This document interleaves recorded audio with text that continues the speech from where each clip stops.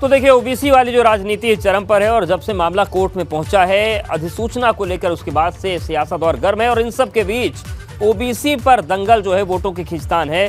निकाय चुनाव में गोलबंदी कर सियासी गोल दागने की तैयारी है और ओबीसी वर्ग की गोलबंदी में सपा अब जुट रही है। ये माना जा रहा है कि संगठन में जो विस्तार होगा उसमें कई लोगों को जगह मिल सकती है। ओबीसी वर्ग की गोलबंदी में सपा जुटेगी। निकाय चुनाव से पहले संगठन में विस्तार पर फोकस है। बूथ से राज्य स्तर तक पदाधिकारियों के नाम तय किए जाएंगे और 40 से 50 चेहरे ओबीसी बिरादरी से चुने जा सकते हैं। मुस्लिम समाज के लोगों को भी जिम्मेदारी मिल सकती है। ओबीसी वर्ग को साधने की जो कोशिश है, इसमें विधानसभा चुनाव में सपा को 32% वोट मिले थे। ये सपा का सबसे बेहतरीन वोट प्रतिशत था। विधानसभा चुनाव में सपा को ओबीसी और अति पिछड़े वर्ग से वोट मिले।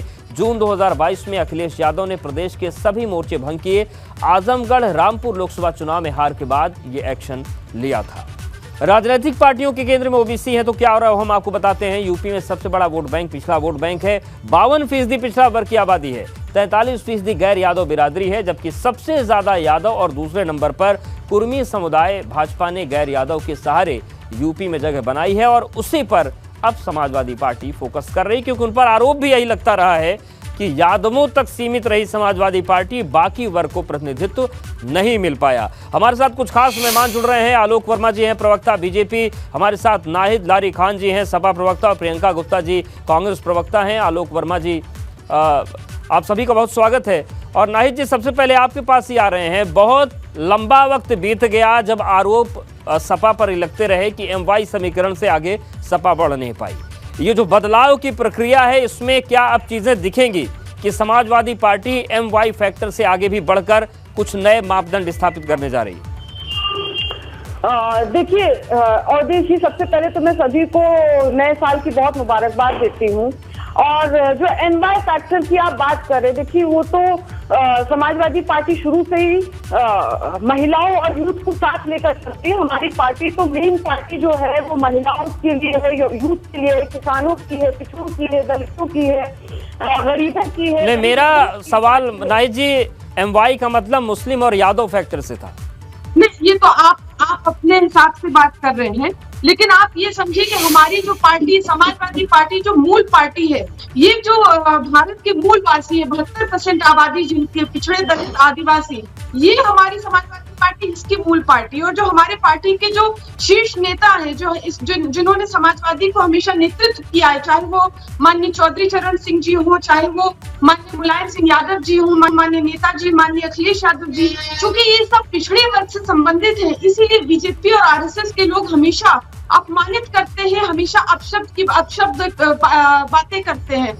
और आप ये भी समझे कि चूंकि ये पिछड़े वर्ग से संबंधित है, इसीलिए हमारी पार्टी की खबरें भी मीडिया में बहुत छोटी छोटी आती है। और किस पार्टी की, बीजेपी और आरएसएस की खबरें बड़ी बड़ी आती है, क्यों? क्योंकि ये पिछड़े और दलितों को अपमानित करते हैं, ये पिछड़े दलितों को अपशब्द कहते हैं समाजवादी पार्टी के बहाने।